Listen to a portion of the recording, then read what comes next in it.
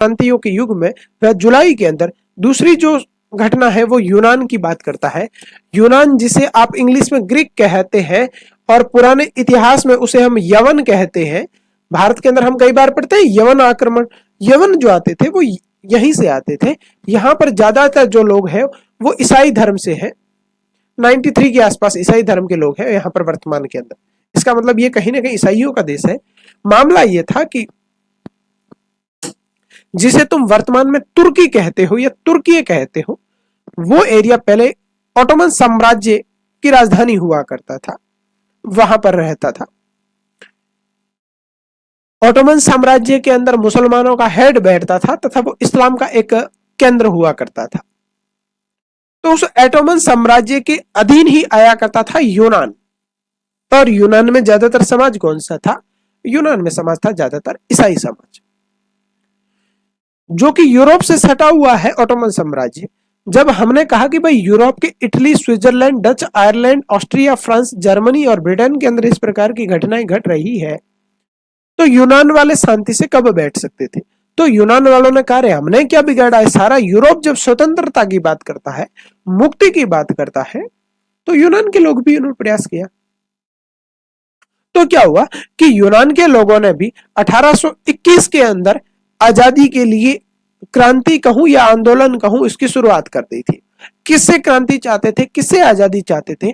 यूनान के लोग आजादी चाहते थे ऑटोमन साम्राज्य, क्योंकि ऑटोमन साम्राज्य की संस्कृति अलग थी और यूनान की संस्कृति अलग थी। इसका मुख्य वजह यह थी कि यूनान के अंदर ईसाई धर्म रहता था और ऑटोमन साम्राज्य के अंदर मुस्लिम धर्म के लोग थे।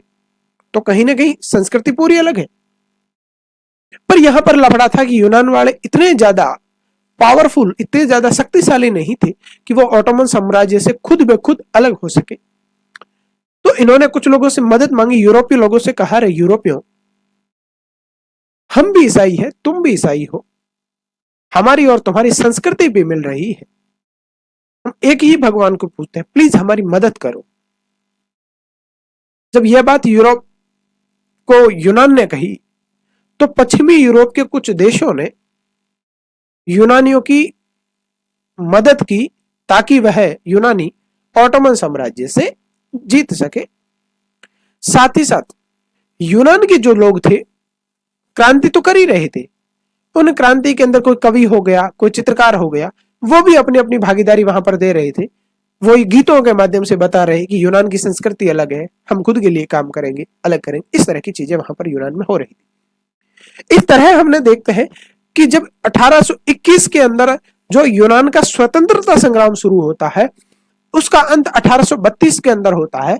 कुस्तुस्तुनिया की जो संधि होती है, कुस्तुस्तुनिया की संधि के माध्यम से ऑटोमन साम्राज्य यह कह देता है कि भाई आज के बाद हम यूनान को अलग करते हैं, यूनान आज के बाद एक अलग से राष्ट्र बनता है। इस तरीके से हमने क्रांतियों के युग के दो एग्जाम्पल देखे। पहला जुलाई वाला, जिसके अंदर बेल्जियम और फ्रांस के अंदर क्रांति होती है। फ्रांस के अंदर उस क्रांति के अंदर राजवंश खत्म कर दिया जाता है और वहां पर संवैधानिक राजतंत्र की स्थापना की जाती है, जिसका हेड बनाया जाता है लुई फिलिप्स को। और वहीं दूसरा हम यूनान की बात कर रहे थे कि यूनान को किस तरीके से ऑटोमन साम्राज्य से कुस्तुस्तुनिया की संधि से अलग किया गया था। यह था आज तक का टॉपिक। एक बार हम नोट्स